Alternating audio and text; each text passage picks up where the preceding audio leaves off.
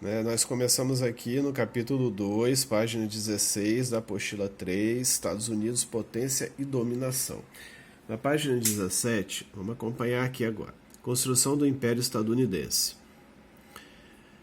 Bom, ao acompanhar notícias internacionais, nos jornais, assistir noticiários de TV, a gente vê este país, Estados Unidos, uma importância econômica, política mundial muito grande. Desde a metade do século XX, ou seja, 1950, os Estados Unidos são considerados a maior potência mundial por apresentarem supremacia econômica, política e militar em relação aos demais países do mundo.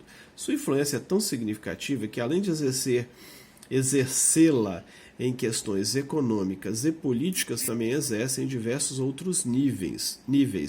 No aspecto cultural, por exemplo, a língua inglesa é o idioma predominante na internet e nas relações comerciais, e o modo de vida americano transformou-se em modelo para muitas sociedades. A gente segue muitas vezes o modelo do norte-americano, como que eles vivem.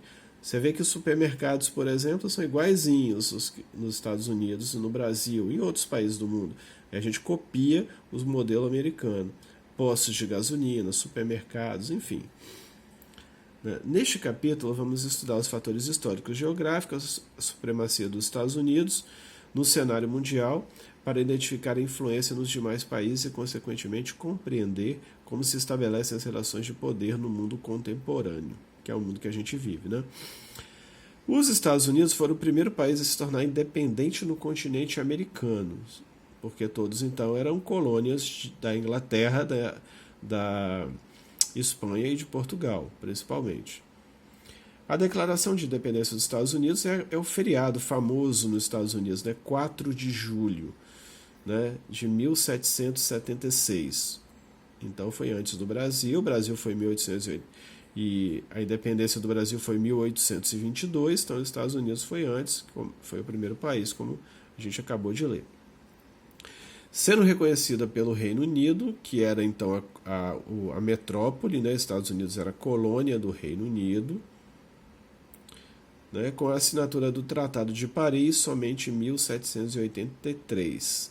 Quer dizer, eles se tornaram independentes, mas o Reino Unido não queria aceitar. Depois de 7 anos de guerra, né? Aí o Reino Unido acabou aceitando. Não teve outra opção. Mas eles consideram a data da independência 4 de julho de 1776. Após a independência, o território sofreu investidas constantes da Espanha e de outros países, como França e Holanda. Os espanhóis exploraram a região da Flórida, Texas, Novo México, Arizona e Califórnia, até meados do século XIX. Por isso, esses estados, Flórida, Texas, Novo México, né, eles têm características da língua espanhola. Né, cidades com nome espanhol, San Diego, Los Angeles, enfim. E em 623 e 624, os franceses instalaram-se nas regiões centrais, nos limites com o Canadá.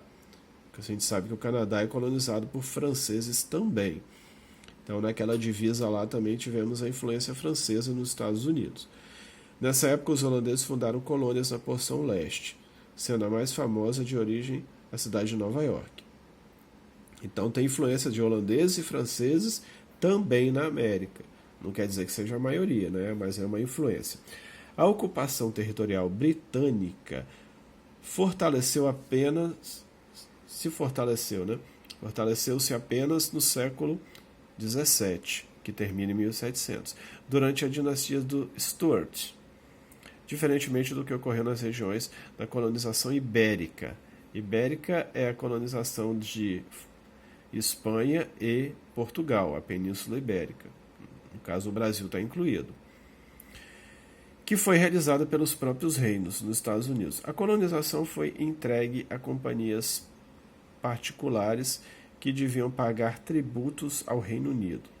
Enfim, né? Vamos para o parágrafo seguinte. Apesar das dificuldades enfrentadas por essas companhias, a colonização ganhou impulso, motivada principalmente pelo fato do Reino Unido, no Reino Unido, o aumento populacional ter se tornado difícil acesso à terra. não tinha muita terra no Reino Unido, então ele acabou favorecendo para que muitas famílias buscassem uma nova terra, e essa nova terra, esse novo mundo que está falando aqui na penúltima linha, era então o que se tornou Estados Unidos da América. Virando a página, na página 18, nós temos aqui, vamos acompanhar aqui, um exemplo da colonização anglo-saxônica, que é, né, os saxões ingleses que colonizaram os Estados Unidos, de base calvinista. A gente também já viu sobre isso, né? Religião, né? A gente já falou lá sobre a reforma protestante, é um assunto de história, mas a gente sempre tem que estar buscando relacionar, né, com outras matérias para poder entender a geografia. Então, quando a gente pensa lá na reforma protestante, Lutero e Calvino, né, a igreja calvinista surgiu a partir de um padre da igreja católica que não concordava, né, com vários aspectos, e aí surgiu uma nova igreja cristã, né, e essa reforma foi chamada protestantismo. E aí teve duas igrejas principais, dois caminhos, né? O do Lutero, a igreja luterana, e de Calvino, a igreja calvinista. E essa igreja calvinista foi a base para as igrejas protestantes que a gente tem na maior parte do mundo hoje, né? Então, com essa base calvinista, por isso que nos Estados Unidos a maior parte das pessoas professa o cristianismo protestante, diferente do Brasil, que há meio que uma divisão, né, entre o catolicismo e o protestantismo. Então, lá com essa base protestante, calvinista, pode ser percebido nas palavras de Benjamin Franklin, um dos responsáveis pela independência dos Estados Unidos, as quais representavam o ideal do cidadão estadunidense. Então, aqui dá para a gente ver como que foi desde o início a cultura dos Estados Unidos, por que eles se tornaram um país tão rico, como que o povo pensa economicamente, como que eles pensavam desde o início da colonização. Olha bem o que um dos líderes da independência falou, né? Ele disse a frase, né? Recorda que tempo é dinheiro, né? Na verdade, a gente ouve falar essa frase direto, né? Time is money.